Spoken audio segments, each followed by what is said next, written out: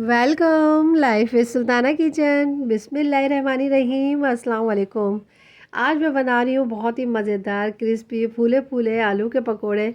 बहुत ही मज़ेदार रेसिपी आप लोगों के लिए लेकर आई हूँ। रमज़ान के लिए बहुत ही बेस्ट है, बहुत ही क्विक रेसिपी है। जल्दी से बन के ढेर सारे हमारे ये पकोड़े तैयार हो जाते हैं। तो चलिए स्टार्ट करते हैं।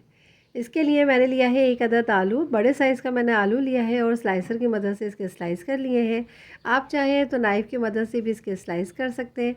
और इस तरह से स्लाइस करने के बाद इसमें मैं 2 से 3 बार पानी निकालूंगी। इसको वॉश करने के बाद साइड पे इसको रख दूंगी और करूंगी नेक्स्ट स्टेप की तैयारी। एक अलग बॉल में मैंने लिया है 1 कप बेसन और इसके अंदर बहुत ही कम मसाले यूज़ होंगे। और इसके अंदर मैंने डाला है ज़ीरा हाफ़ टी स्पून, भुना हुआ कुटा हुआ साबुत धनिया भी भुना हुआ कुटा हुआ 1 टीस्पून, हल्दी डालूंगी 1/4 टीस्पून, नमक डाला है 1 टीस्पून, कुटी हुई लाल मिर्चें डाली है हाफ़ टी स्पून और चावल का आटा इसको क्रिस्पी बनाने के लिए डालूंगी 3 टीस्पून। और इनको मैं मिक्स कर लूँगी मसालों को। और मसाले मिक्स करने के बाद इसमें डालूँगी मैं थोड़ा थोड़ा करके पानी, और पानी डालने के बाद इसका एक स्मूथ सा बैटर तैयार कर लूँगी। और बहुत ही मज़ेदार और बहुत ही ज़बरदस्त हमारे ये पकोड़े बनके तैयार होंगे। और ये फूले हुए बनेंगे, ऊपर से क्रिस्पी होंगे और अंदर से बहुत ही सॉफ्ट होंगे। और ये देखें, बहुत ही अच्छी तरीके से इसको 1 मिनट तक मैं इसी तरीके से मिक्स करूँगी। और मिक्स करने के बाद, स्मूथ करने के बाद इसके अंदर डालूँगी हरा धनिया। और थोड़ा सा हरा धनिया मैंने इसको चॉप करके इसमें मिक्स किया है, बहुत ही अच्छा इसका फ्लेवर आएगा। और इसके अंदर अब मैं डालूँगी 1 टीस्पून गरम ऑयल। और ये देखें, बैटर इतना ही थिक होना चाहिए, ना ज़्यादा लिक्विड होना चाहिए ना बहुत ज़्यादा गाढ़ा होना चाहिए।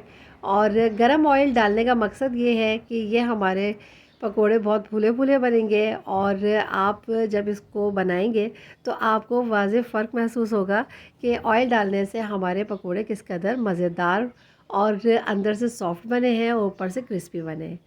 और किसी भी फैब्रिक पे या फिर किसी इस तरह से नेट पे आप इन आलूओं के स्लाइस को रख देंगे ताकि इसके अंदर से सारा पानी निकल जाए। और फिर एक एक करके आलूओं को हम इस बैटर में डिप करते हुए फ्राई करेंगे।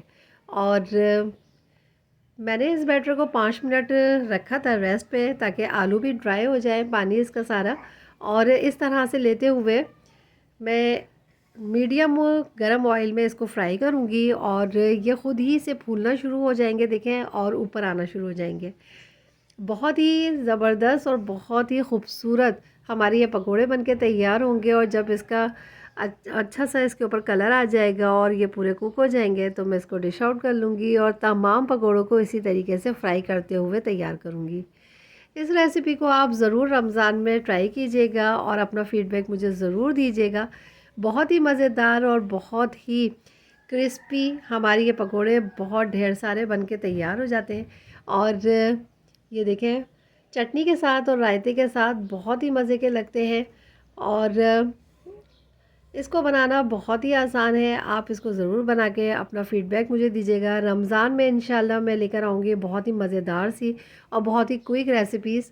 और चैनल को लाइक, शेयर और सब्सक्राइब ज़रूर कर दीजिएगा। वीडियो पसंद आए तो ज़रूर लाइक कीजिएगा। अपना बहुत सा ख्याल रखिएगा।